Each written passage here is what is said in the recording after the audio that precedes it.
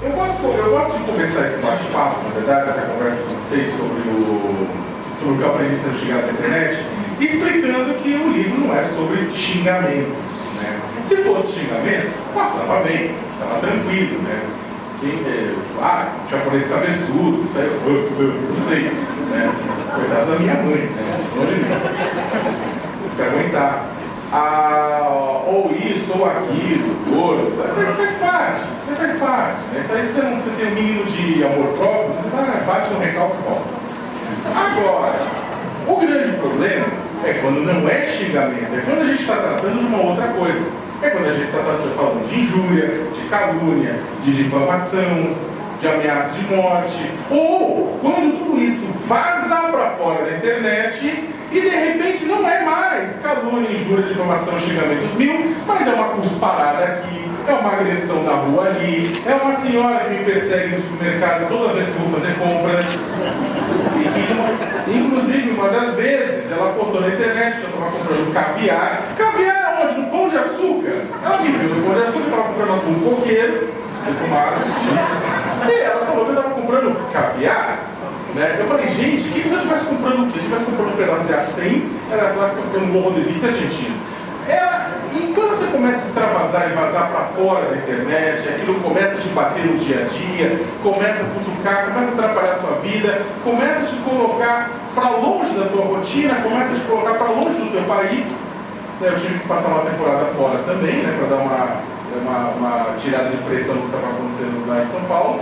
Afinal de contas, estamos falando de São Paulo, né, onde as coisas, na verdade, são um pouco mais complexas, como vocês bem sabem, né?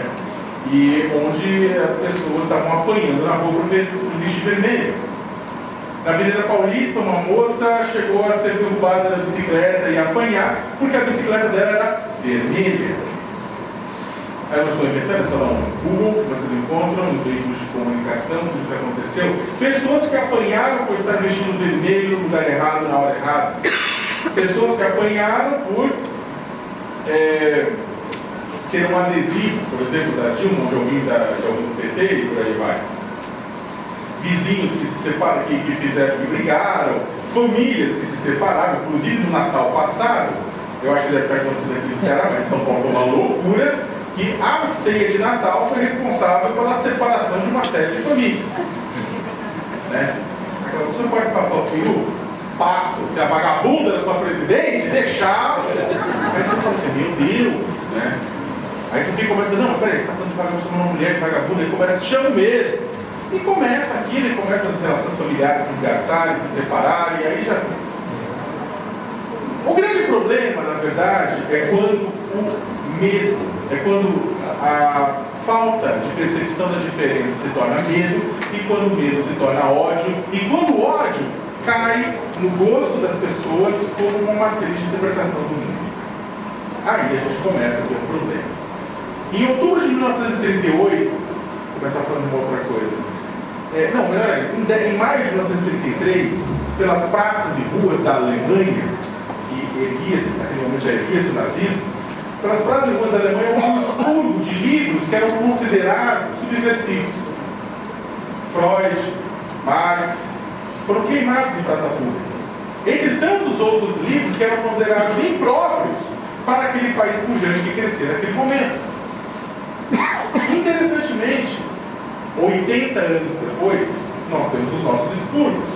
Vez ou outra a gente vê um pastor, um padre fundamentalista recomendando aos fiéis para que peguem livros de direitos humanos ou qualquer material de direitos humanos e queimem, rasguem, joguem fora, não leia. Nós temos o que? Nós temos pessoas da internet que ameaçam. Já me ameaçaram várias vezes, ameaçam com os blogueiros, ameaçam com os jornalistas. Uma frase que ela é assustadora. Nós vamos apagar tudo que você escreveu. O que você faz quando você ouvir isso? Backup. Foi o que eu fiz. Salvei tudo que eu tinha no disco rígido para garantir. Mas isso é assustador. É a mesma coisa que queimar livros. A única diferença é que os livros hoje em dia não são digitais, não são em papel. Muitos livros já são lançados de forma digital. Muito conteúdo que a gente escreve e lê todo dia está na internet, de forma digital. Nós temos uma vida digital. Quando alguém diz que você vai apagar essa vida digital de vocês, é equivalente a dizer que eles vão te apagar da rede, vão te condenar ao ostracismo. Quando na Grécia Antiga as pessoas que eram condenadas a não mais viver naquela sociedade eram votadas e essa pessoa era obrigada a abandonar sua terra natal para nunca mais voltar. Ou quando cria-se uma ideia de jirico sem tamanho, chamada escola sem partido, na prática, o lema é: não queremos que a educação seja contaminada por ideologia, sem explicar para a população que a maior ideologia de todas é aquela que diz que não existe ideologia.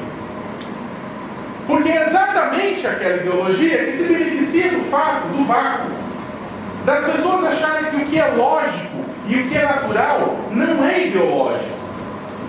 Me desculpe, não existe o que é lógico, não existe o que é natural. E como diria uma pessoa, um comum, petralha, anarco, idiota, bobo, que é o espantalho desse movimento, que é o Judas malhado por esse movimento, que é Paulo Freire.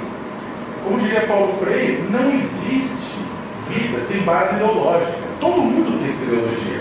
A grande diferença é se a ideologia dessa pessoa é inclusiva ou excludente. Ou seja, é natural que eu tenha uma ideologia, eu seja liberal, eu seja comunista, seja socialista, ou anarquista, qualquer coisa. A grande diferença é se, dentro da sua ideologia, você quer que todo mundo tenha direito à dignidade, ou você quer que só você tenha direito à dignidade dos seus. Essa é a grande diferença. Essa é a grande discussão. E é isso que uma discussão com escola sem partido se coloca de uma forma muito clara.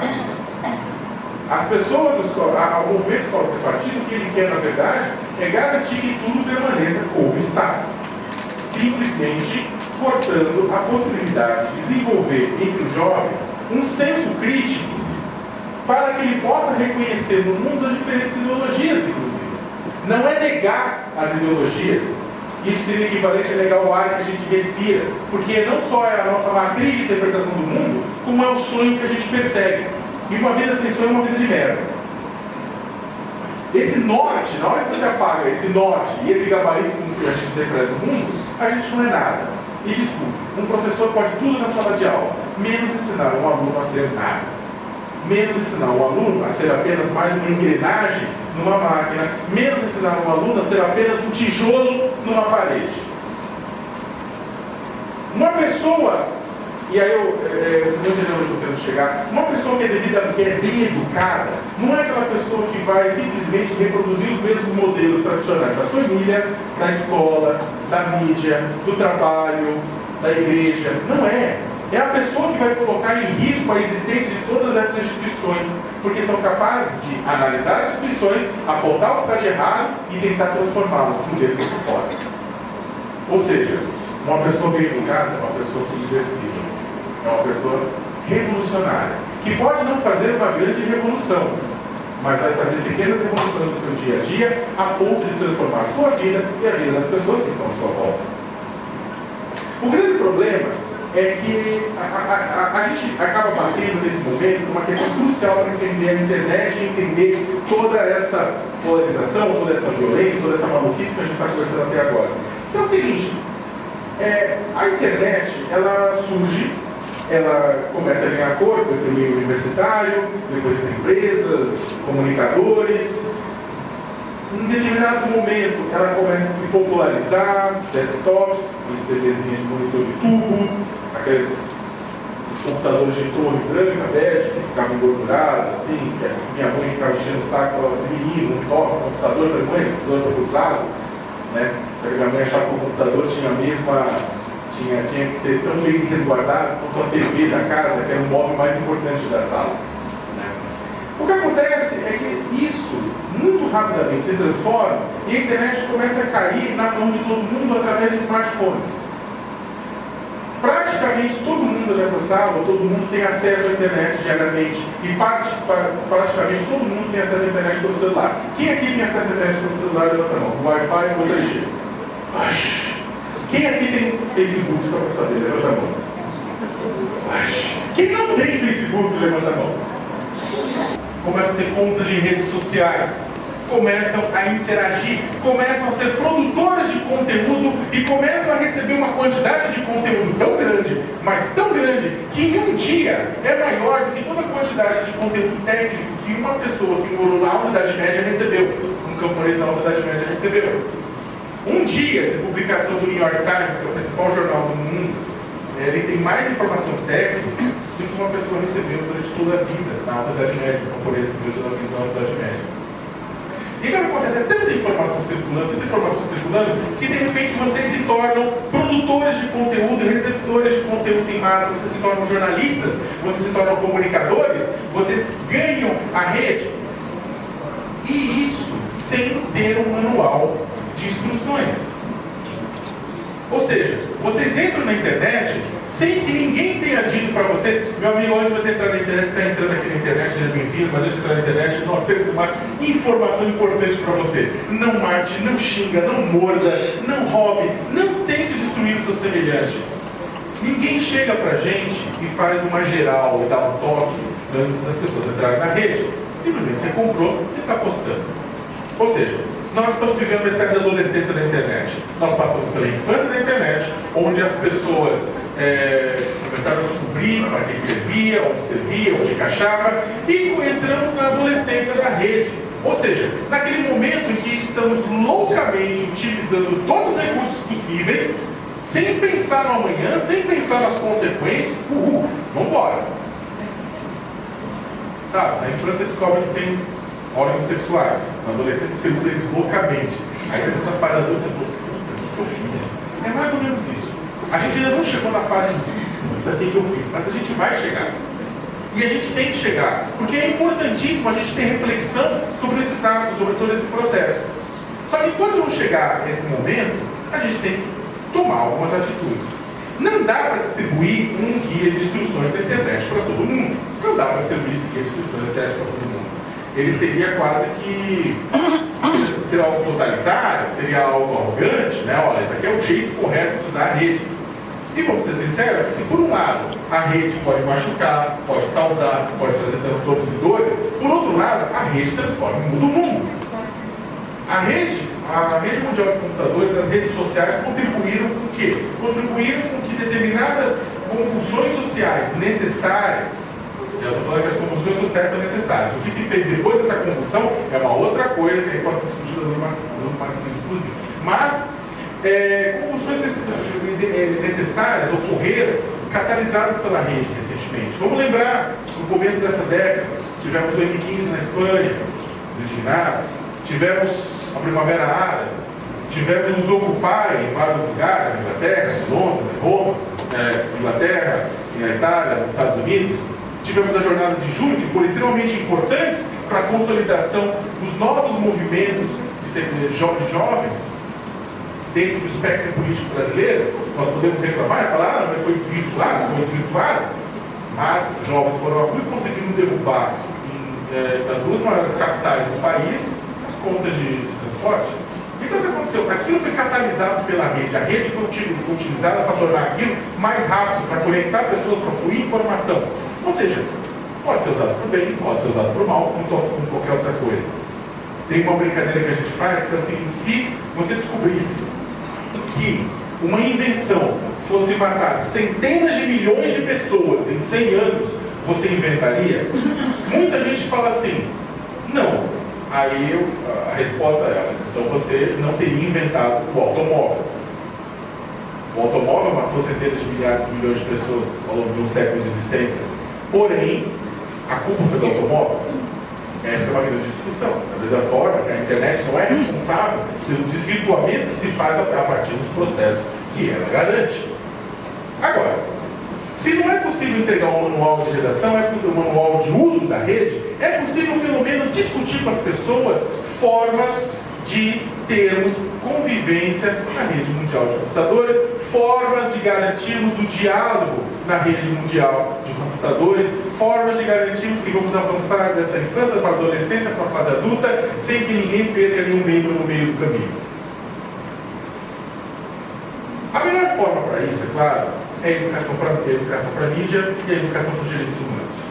coisa que deveria ser garantida desde cedo. A educação dos direitos humanos, já começamos a falar, quando falamos das escolas sem partido, que muitas vezes é a negação disso, né? Mas também a educação dos direitos humanos que garanta que você veja no seu vizinho, que você veja na pessoa que você pode não conhecer diretamente, mas que você está vendo passar no seu local de trabalho, ou na sua rua, ou na sua cidade, ou mesmo que você veja na pessoa que você não conhece, mas que você sabe que existe, alguém que é detentor dos mesmos direitos que vocês. O nome disso chama empatia. Empatia não se ensina através dos livros ou de leituras na internet, mas se ensina através do contato com o outro. A escola tem uma capacidade enorme de fomentar a empatia. A escola, aliás, é o primeiro lugar em que pessoas diferentes se encontram. Antes disso, a pessoa vive na família, que é normalmente um bando de gente falando a mesma coisa, ou na igreja, que é um bando de gente falando a mesma coisa, ou no clube, que normalmente as pessoas são iguais, ou aos amigos do pai, da mãe. De repente cai na escola, pessoas diferentes, com opiniões diferentes, e aí? A escola tem a responsabilidade de ser o primeiro lugar, e talvez o mais importante de toda a vida da pessoa, que vai garantir que essa pessoa tenha contato com o outro, entender o que significa esse contato com o outro, e entender que esse contato com o outro vai servir para o desenvolvimento da ideia de que todos devem ter os mesmos direitos, todos devem ter o mesmo acesso à dignidade. Durante as eleições presidenciais de 2014, houve casos de crianças que sofreram bullying, que sofreram assédio, em escolas em São Paulo, por exemplo, porque elas usavam mochila vermelha, e crianças que sofreram assédio, por exemplo, no caso de Pernambuco, porque os seus pais tinham votado no Aécio. Porque isso, vamos lembrar bem, isso é uma coisa de mão dupla. Ah, é a culpa da direita, é a culpa da esquerda, é a culpa do ser humano. Nós até estamos dando mérito disso daqui a pouco. Mas isso aconteceu dos dois lados. E aí nós tivemos o quê? Nós tivemos casos, falando de São Paulo, eu entrevistei mães em que as mães ficaram preocupadas e pararam de dizer para os filhos de quem tinha votado para a criança não repetir e não apanhar na escola, os amiguinhos. A escola, segundo uma pedagoga que eu entrevistei na época, ela deveria ter percebido o que estava acontecendo, reunido aquela informação, trazido pais para fazerem conversas, entre si e na sala de aula, mostrando que as pessoas podem ter opiniões diferentes e nem assim se matarem. Ao mesmo tempo, nós precisamos ter uma educação que trabalhe com os temas de direitos humanos, porque garantir empatia, garantir o respeito ao outro, é necessário conhecer o outro. Então, o Brasil falhou redundantemente, e aí a Dilma é culpada, bastante culpada nesse processo, porque ela não quis levar adiante a discussão da introdução sobre conteúdo contra a homofobia, transfobia e lesbofobia na sala de aula. Isso não foi. Que depois a mídia e determinados setores estranhos da sociedade chamaram de kit gay. E aí você ouve, ficou. Aí você ouve os discursos. Os discursos do Congresso Nacional, de deputado falando, não quero que meu filho seja e torne gay na escola. Eu falei, meu Deus. É um total desconhecimento, sacrifício animal, pelo amor de Deus. Você vai ver o discurso atrás de discursos, dizendo, na verdade, colocando, as pessoas que são legisladores deveriam estar garantindo a execução da Carta Magna Brasileira, que no artigo 5º garante que todo mundo seja igual e tenha os mesmos direitos, acabam profanando essa realidade. Ou, quando começaram também com toda aquela campanha contra a ideologia de gênero, que, grosso modo, era introduzir na sala de aula a discussão sobre machismo, sobre misoginia. Porque não sei se as pessoas não percebem, mas as mulheres continuam sendo assassinadas simplesmente por serem mulheres. Ah, mas homem morre também. Aí, então, novamente, discursos no Congresso Nacional, dizendo que se as mulheres querem ser iguais aos homens, né, então elas deveriam se aposentar na mesma idade que o homem. Aí eu falei, meu, você tem útero. Você para. Sabe, porque todo o processo de reprodução, todos os direitos reprodutivos não são considerados no mercado de trabalho brasileiro na prática. A mulher é obrigada ainda a ter jornada dupla, tripla, quádrupla, muitas vezes, simplesmente porque a sociedade brasileira não vê os direitos reprodutivos e acredita que a reprodução é uma obrigação da mulher e não um direito da humanidade. que deve ser, portanto, compartilhado. Então, isso tudo deveria ter sido ensinado lá na base, lá embaixo, desde o ensino fundamental, passando pelo médio, até chegar à universidade. Isso é importante, as pessoas falam sem partido, que eu já comentei, eu não vou entrar no mérito de novo. Ou seja, uma educação para os direitos humanos. Ao mesmo tempo, deveríamos ter uma coisa que não temos, que é educação para a mídia. Educação para a mídia, ela veio o japonês censurar. Não é censura. Não é educação para censura. Educação para a mídia é exatamente você, considerando que todos nós agora somos grandes produtores de conteúdo, que postamos conteúdo o tempo inteiro na rede, que somos lidos por uma quantidade muito grande de pessoas, e que absorvemos muita informação, muita informação o tempo inteiro, é preparar leitores e produtores de conteúdo para encarar esse dia a dia. É nos preparar para que possamos ler e separar o joio do trigo na nossa leitura, e para que, ao reproduzir conteúdo, nós possamos reproduzir conteúdo de qualidade e não porcaria. Vamos ver como é que é isso aí. Em outubro de 1938, Orson Welles, que era um escritor, cineasta, turco, norte-americano, que morava nos Estados Unidos, ele transmitiu pelo rádio um negócio que se chamou Guerra dos Mundos. Foi uma novela radiofônica, o rádio estava em alta, a televisão. Transmitiu pelo rádio uma suposta invasão alienígena no mundo, em Nova York. E transmitiu como se fosse verdade. Sabe Bruxa de Blair? Nas coisas da mentira, verdade, invocação do mal. Então, transmitiu como se fosse verdade.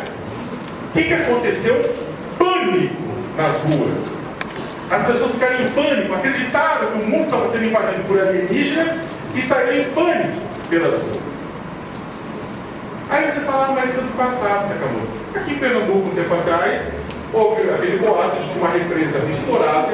Por quê? Porque tinha havido inundação na cidade e a população ficou em pânico também. Você acabou, mas é um lugar que só foi uma comunidade. Eleições de 2014. Informações que circularam via Zap. O WhatsApp circulou um monte de informações que na verdade não eram reais. De repente você recebeu um áudio do seu best friend forever, seu amigão, dizendo que pegou um áudio de um cabo, de um sargento, de não sei da onde, do destacamento da puta que pariu, dizendo que o Brasil estava para sofrer um golpe militar iminente. Que era para todo mundo estocar água e cereais em casa. Não sei por que cereais. Água e cereais. Por que não salame? Pode. Cereais. Vamos estocar cereais. O cara fez essa transmissão e um monte de gente acreditava nisso. Ou quando disseram que Alberto Youssef, doleiro, que foi um grande delator no caso da Operação Lava Jato, havia sido envenenado e estava à beira da morte no hospital. Isso alguns dias antes da eleição. E circulando essa informação, as pessoas, ele foi contaminado, ele foi envenenado. A véspera.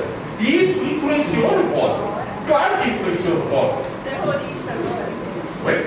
Terrorista. Terrorista é uma história um pouco mais longa, um pouco mais complexa, mas tem muita coisa com mentira circulando loucamente nas redes sociais e as pessoas acreditam.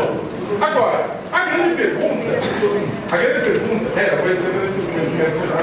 a seguinte: por que uma informação que circula de uma forma muitas vezes irresponsável no WhatsApp, ela tem mais valor do que uma informação checada no veículo de comunicação? Eu não estou dizendo que os veículos de comunicação falam a verdade sempre, porque muitas vezes nós sabemos como funcionam as coisas. Mas quem está, pelo menos, à luz do dia, tende a divulgar informações mais corretas do que quem está no submundo. A gente acaba olhando e criticando simplesmente os veículos de comunicação que estão à luz do dia, que a gente consegue ver. Mas, na prática, e aí acho que é importante todo mundo saber, que a informação que circula no submundo da internet, os sites anônimos, os sites que ninguém tem assinatura de ninguém, por redes de WhatsApp, que não tem nenhuma fonte de informação, já é muito maior do que circula nos veículos de comunicação tradicionais. Com a diferença que, se a Veja, a Globo, a Folha, a Carta Capital, uma série de outros veículos de comunicação fazem uma cagada, a gente fica sabendo, começa a compartilhar, olha só a merda, olha o que aconteceu, tudo, obrigando muitas vezes veículos de comunicação a se corrigir ou admitir o erro. Ou, pelo menos, a ser processado em caso de ter causado dano para alguém. Agora, como fazer isso com sites anônimos na internet? Como fazer isso com sites de WhatsApp, com redes de WhatsApp? É impossível. Sacanagem, não está exagerando nem tão grande assim. Vamos lá. Existe um site anônimo na internet, não sabe de que é o dono, não sabe que escreve, chama Folha Política. Folha Política muitas vezes quer se confundir com política da Folha de São Paulo, que é um jornal do Brasil. A Folha Política dispara conteúdos conservadores, extremamente conservadores, complicados, nem sempre checados. A Folha pode ser complicada, pode ter seus problemas e tal, mas está lá à luz do dia, para dar cara para bater. A Folha Política tem 1.250.000 seguidores no Facebook. A área de política da Folha tem 450.000 seguidores no Facebook. Quem influencia mais? Agora, se tentar processar um, você consegue. Tentar processar outro, pode tentar. Você não vai descobrir quem é. Você pode até descobrir, mas quem é o responsável? Como fazer isso? Esse é um problema. O churume que corre, o esgoto que corre por baixo, já dói mais, já causa mais problema do que a gente imagina. Aliás, boa parte desse churume é o que mobilizou e fez a cabeça de muita gente no último ano. Por um lado e por outro, porque também existem sites à esquerda e à direita que usam também estratégia. Do tipo, se o meu inimigo usa isso, eu também vou usar. E fica naquela guerra de quanto pior, melhor, que o verdadeiro derrotado somos todos nós como sociedade, que demoramos para caminhar para o amadurecimento e sair da adolescência da internet. Uma educação para a mídia decente garantiria que as pessoas desde pequenos soubessem, aprendessem técnicas para separar joio de trigo. Existem projetos, existem propostas, existem processos sendo dados em várias cidades, não só no Brasil, como no mundo, de educação para a mídia que funcionam. Que uma pessoa consegue ler um texto e falar, esse argumento é falacioso, esse texto não tem fonte, essa fonte é argumento de autoridade. Está dizendo que o padre quis assim, o papa quis assim, isso aqui não é argumento. Cadê a fonte? Essa foto é falsa. Tem formas de descobrir. E isso é passado através do dia a dia. Da mesma forma, a gente aprende na educação para a mídia, tem responsabilidade com aquilo que a gente compartilha, com o que a gente também retweeta, o que a gente solta. Porque, vamos ser sinceros, quem não gosta de ganhar um like? Todo mundo gosta de um like. Um like deixa a gente com o coração quentinho, né? Fala a verdade, você foi pra Canoa Quebrada passar seu final de ano, foi muito legal, estava lá com a família, botou uma foto, postou 40 likes. Feliz da vida. Aí você, numa outra época, você vai e posta uma foto também da lua de mel, você tá num lugar lindo, né? E aí dá 3 likes. Você sente, porra, ninguém me ama. Vocês viram que você não sentiu essa vida. Todo ninguém me ama, ninguém gosta de mim. Porque a vida é de like. A vida é de like de compartilhamento, de retweet, de like no Snapchat, no Instagram. Então o que acontece é que o like, o ambiente do like é um lugar quentinho, a gente quer se alinhar lá. E aí muitas vezes, no intuito de se sentir amado, de querer ser amado, porque todos nós queremos ser amados, e a rede mundial de computadores trouxe, via redes sociais, determinadas demandas, determinadas demandas que são muito fortes da psique humana. Você quer ser amado, você quer querido, a internet te dá aquela validação coletiva instantânea. Você posta instantaneamente se sentir querido e amado, você estando num lugar, um monte de gente, você estando sozinho no banheiro da sua casa. Então você vai se sentir amado, vai se sentir querido. O problema é que muitas pessoas muito jovens encaram esse erro, que é querer postar, ou retweetar, ou colocar conteúdos para circular, mesmo que não tenham checado, mesmo que tenham refletido sobre o conteúdo, simplesmente porque sabem que esse conteúdo vai bombar. Vai bombar. Vai bombar, vai estourar, vai se sentir querido. Foi esse comportamento, inclusive, que fez com que aqueles vídeos da moça que foi estuprada coletivamente no Rio de Janeiro, primeiro 30 pessoas, depois 7, não importa, foi estupro horrível coletivo, ganhasse as redes sociais de uma forma tão rápida. Jovens que iam postar e queriam validação e achavam que ao postar aquilo e serem validados coletivamente estavam se sentindo desequilibrados no grupo que eles participavam. Muitas vezes nem sem pensar naquilo.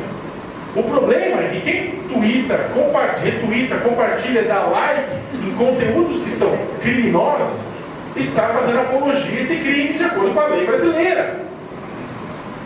E sim, podem ser investigados como estão sendo investigados no Rio de Janeiro agora.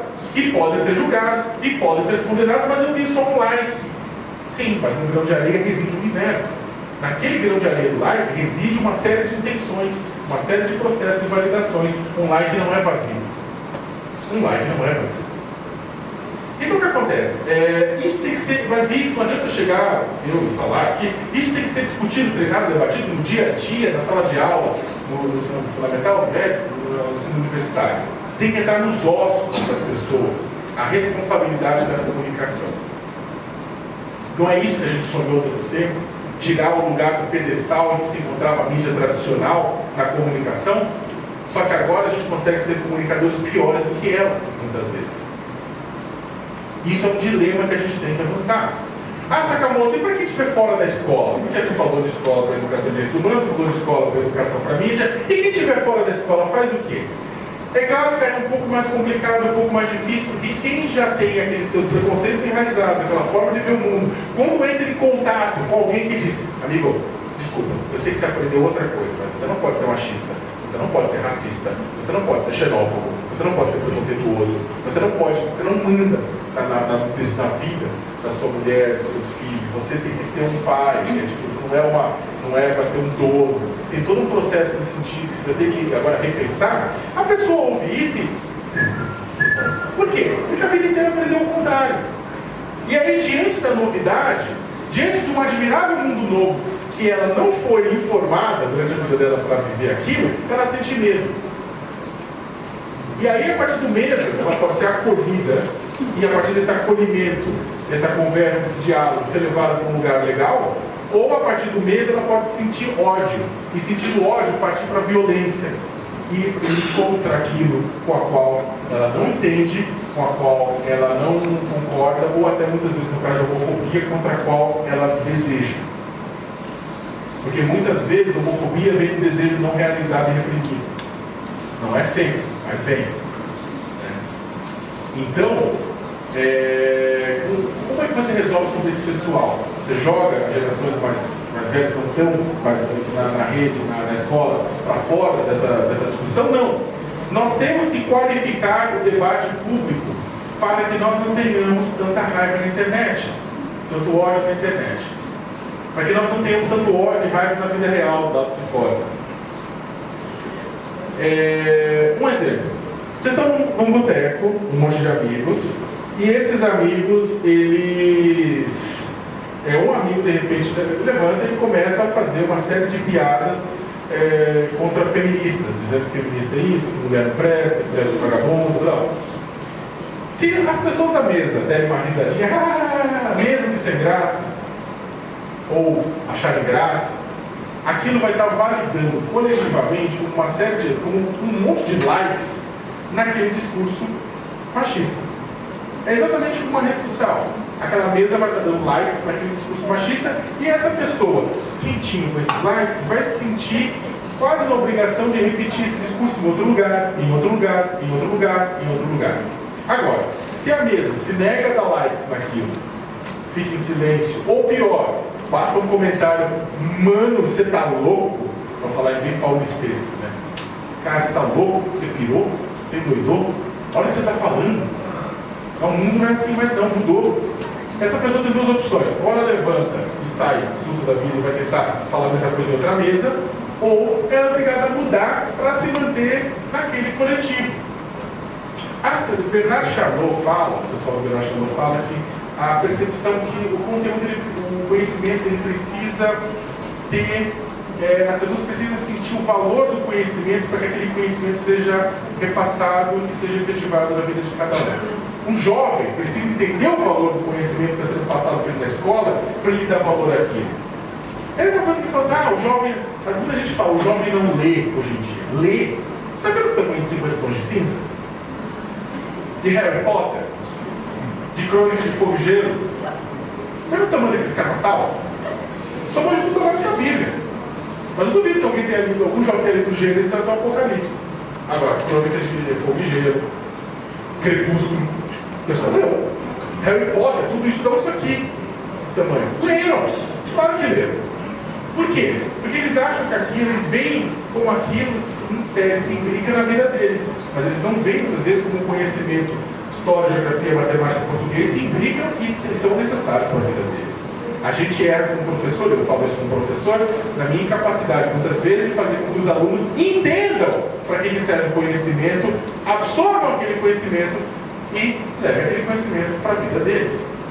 Então, o que acontece? Se a gente conseguir deixar claro para alunos ou para o pessoal que já não está no banco escolar a necessidade de qualificar o debate público e evitar um debate violento, nós teremos conseguido mudar as coisas. Olha, eu fui muito já atacado na rede. Né? Eu começo a caminhar para o fim, para a gente ter um bate-papo, senão vai embora. Eu fui muito atacado na rede. Eu poderia mostrar para vocês um monte de memes, um monte de xingamentos, um monte de ameaças que chegam a todo direito. Tem dois casos que foram mais emblemáticos, né, que ganharam visibilidade este ano. Um deles foi um caso em que um jornal de Minas Gerais, de Belo Horizonte, estampou na sua manchete que eu, cientista político, disse que aposentados são inúteis. Aí tinha minha foto, lá, inquisidora, e tinha um casal de velhinhos de costas indo pro infinito. Quando eu olhei aquilo, eu falei, deu pra mim. Como é que você... Eu pensei, nossa, minha mãe vai me bater, né? Como é que eu explico isso lá em casa? Aí, começou a... Como eu não percebi que tinha saído, alguma coisa tinha acontecido? E começaram a aparecer na internet xingamentos do pessoal dos idosos com uma frequência maior do que o normal. Normalmente quem me xinga mais são adultos, homens, brancos, né? Essas coisas. Agora, começou a ter muito idoso falando, você vai morrer, tem que matar. Gente, o que eu fiz, né? E aí eu tive a informação de que esse jornal estava manipulando, ele tinha publicado isso e dentro de uma entrevista de 6 páginas inteiras, né? 6 colunas, dizendo por que eu achava que aposentados deveriam ser reciclados. Aí eu tentando em contato com o jornal disse, essa entrevista foi mandada pela assessora do Sakamoto, Maria Amélia. Eu falei, eu não conheço nenhuma Maria Amélia. Só que não importa, aquilo ganhou a rede, ganhou a internet, foi absorvido pelas redes de ódio, as redes de ódio fizeram aquilo circular, caiu nos bolsominions da vida, circulou, a ponto de que chegaram ameaças de morte de aposentados, das redes de ódio, a imprensa me ligou para que eu repercutisse a minha fala bizarra. Eu tive que vir a público para dizer, olha, eu não falei nada disso, nunca falei nada disso. Aí os leitores falaram, os leitores de ódio, falaram, olha, se você teve que se justificar, é porque era verdade. Não, mas eu não deveria ter falado que eu tinha feito um crime maior, né? Eu sou o responsável por derrubar o Titanic. Porque nessa hora, não importa o que você diga. O que importa é o que as pessoas querem ouvir. Isso é um grande ensinamento da rede. As pessoas não leem aquilo que pode ser útil para elas, que pode contestar ou pode reafirmar seus pontos de vista. As pessoas leem o que elas querem ler, que confirmam apenas seu ponto de vista. Nada que conteste e confirma. Agora, é necessário a gente ler coisas que dizem respeito a fatos, acontecimentos, versões, interpretações com as quais não concordamos, porque isso faz parte do processo de educação. Nós precisamos bater de frente as nossas crenças com a realidade, com fatos. Se as nossas crenças forem fortes o suficiente, elas sobrevivem à realidade e são fortalecidas pela realidade. Agora, se as nossas crenças não forem fortes o suficiente, ótimo, é o momento da gente rever as nossas crenças. Fraqueza não é rever o que a gente acredita. Fraqueza é você manter aquilo que é errado, sabendo que é errado. Inclusive, essa é a definição de pecado capital, que a gente usa. Agora, as pessoas, elas reproduzem, as pessoas dizem, Léo, mas por que as pessoas reproduzem tanto esses conteúdos e não aqueles? Porque as pessoas reproduzem aquilo que elas querem, que elas acham que é verdade. Elas não reproduzem aquilo que elas não concordam. Elas acham que é verdade. Tudo que é verdade é aquilo que elas concordam. Tudo que é mentira é aquilo que elas discordam. O problema é que ninguém tá certo o tempo inteiro. A gente está errado muitas vezes, a gente absorve informação errada. E aí muitas vezes as nossas principais fontes de informação nos fornecem informação errada. No caso do jornal, as pessoas compartilhavam loucamente porque elas não gostavam de mim. Então não importa o que era falso e o que não era. Não gostavam do Sakamoto, o Sakamoto é uma matéria que falando merda, então vamos compartilhar. Teve até expoentes da extrema-direita, extrema-direita, que fizeram o quê? Que pegaram o site e colocaram nas suas páginas. O Sakamoto está falando a verdade. Nós não gostamos dele por causa disso, mas nesse caso ele está correto. Nós não podemos entrar no mérito por conta disso, não importa. Os seguidores desse pessoal não acreditaram. Falaram, você está defendendo o Sakamoto? Eu falei, não, eu estou falando que é verdade.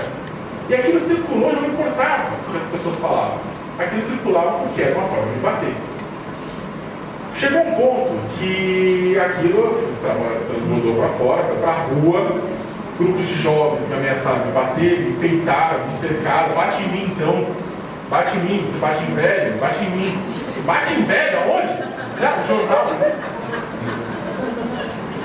E como circulava aquilo, e aí eu consegui, via dos advogados, do judicial, que eles publicassem no mesmo espaço uma retratação, explicando, até eu tenho uma capa do jornal que a Sakamoto não disse que aposentados são inúteis.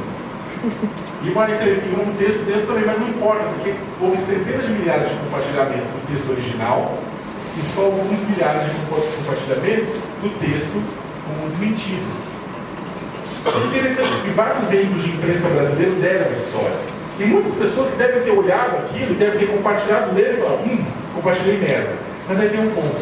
Por que o desmentido, por que com a correção, por que a explicação de um boato nunca vai tão longe? Porque, primeiro, quem compartilhou a primeira informação, exatamente porque quer continuar a se sentir querido, ele tem medo de compartilhar a correção, porque as pessoas falam, tá vendo?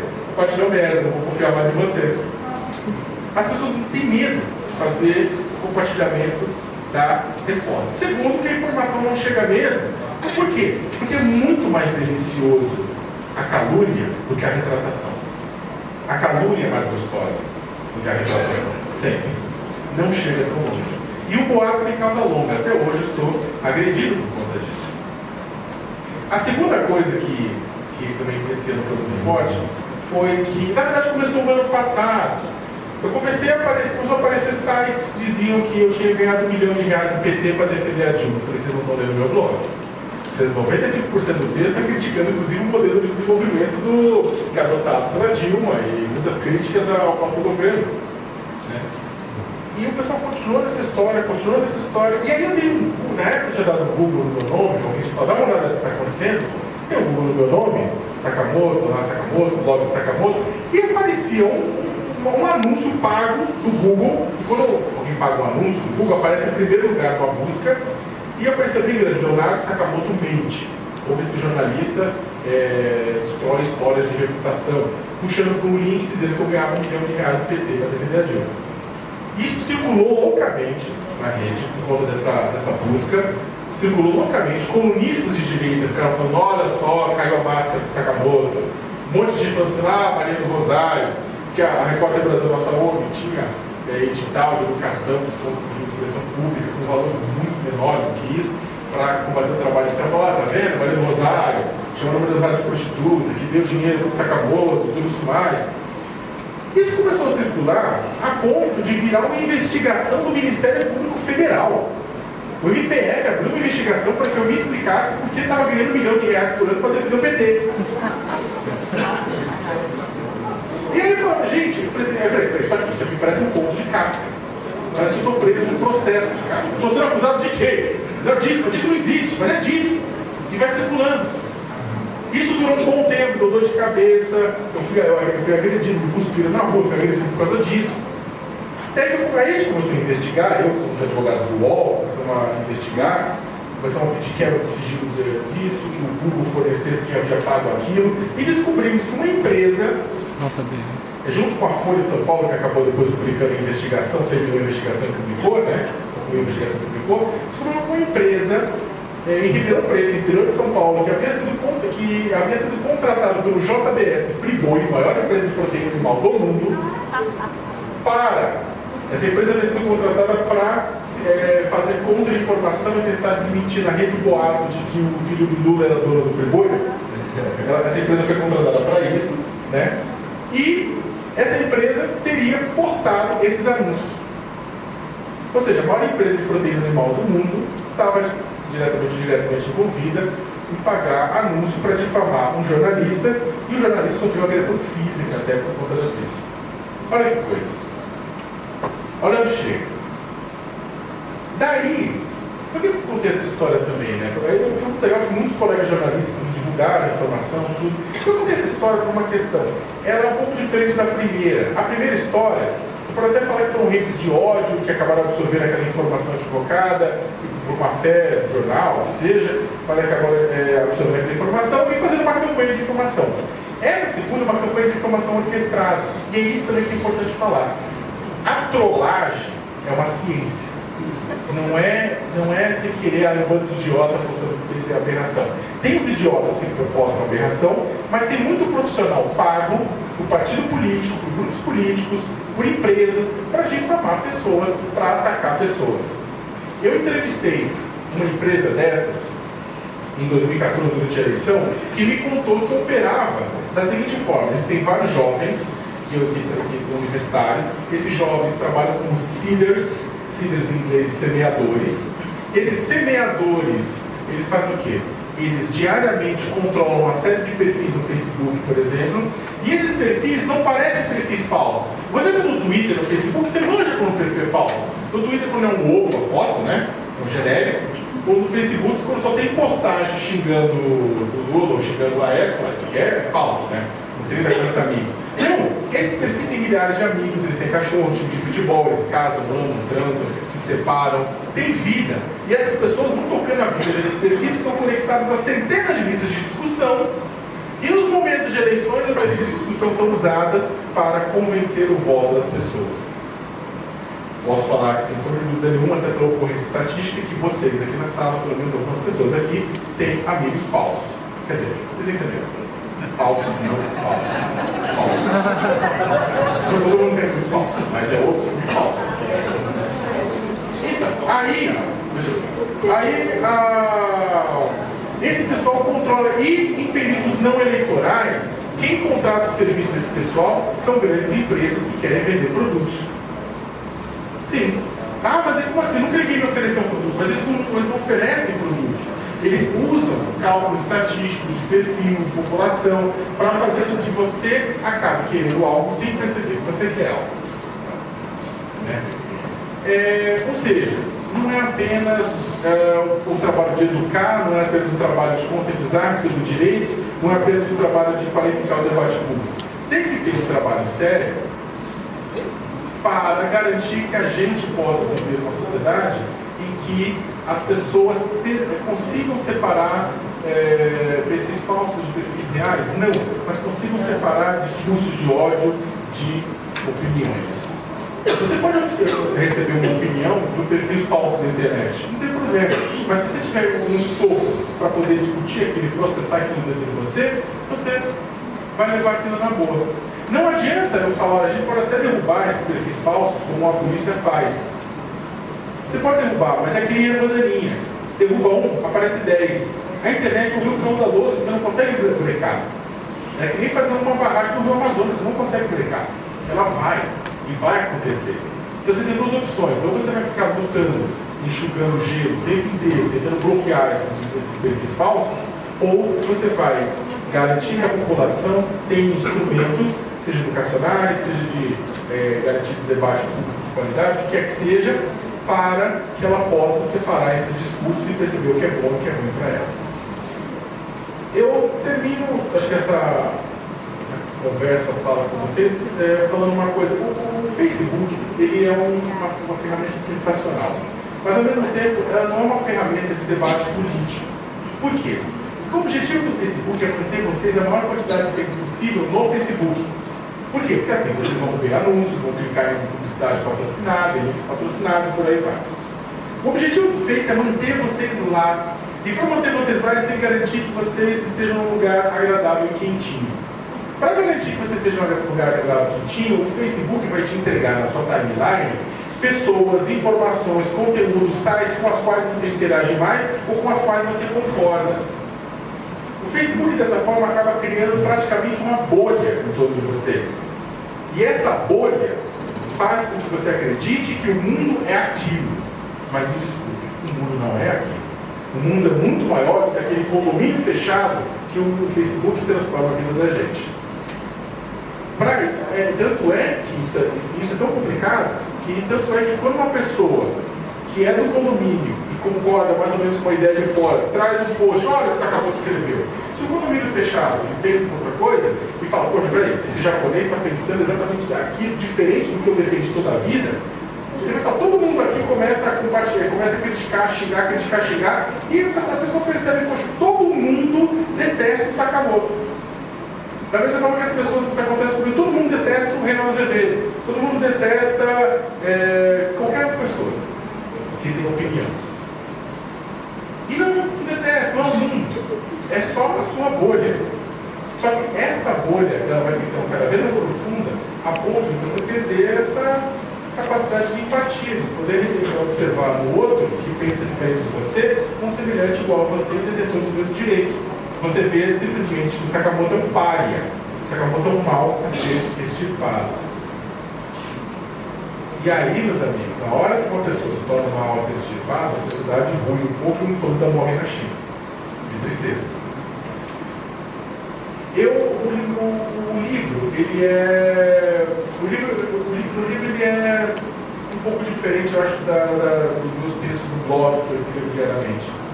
Os textos do blog, eles são, eu brinco que meus amigos falam que eles são pessimistas, eu prefiro dizer que eles são realistas, né? São simples, ácidos, irônicos e tudo isso mais, mas ele tem um certo pessimismo latente lá no blog, exatamente porque eu estou fazendo uma crítica social com relação aos direitos humanos, e vamos convenhamos que os direitos humanos não estão no melhor lugar, no melhor momento, hoje no Brasil e no mundo. Mas o livro, ele é um livro otimista. Ele é um livro com as pessoas vão falando, poxa, você escreveu um texto otimista no final das contas do livro. Eu acho que faz sentido, porque a gente tem que ter fé e a gente tem que ter esperança. O livro, o objetivo do livro é fazer uma reflexão sobre a própria internet. Por isso que eu saio da internet e faço a reflexão. A gente tem que ter esperança, a gente tem que ter fé. A gente tem que ter fé que é possível passar por uma outra fase, que é possível alterar essa situação, que é possível utilizar a internet para construir uma sociedade melhor, que é possível pegar opiniões diferentes e divergentes da nossa e construir uma realidade melhor e mais justa. Por quê? Porque ou o mundo vai ser de todo mundo, ou não vai ser de ninguém. Os vitoriosos, se os vitoriosos forem os ricos não vão poder usufruir desse mundo que vai ser só deles. Por quê? Porque vai haver uma catarse, um cataclismo popular, uma função. Precisa ser de todo mundo. Então o texto ele é otimista. Eu me nego a acreditar que a gente deva ceder para a barbárie. Então, a principal dica do que eu aprendi a chegar na internet é tenha paciência. Tenha paciência consigo mesmo, tenha paciência com os outros e acredite que é possível mudar o mundo. É isso. Obrigado.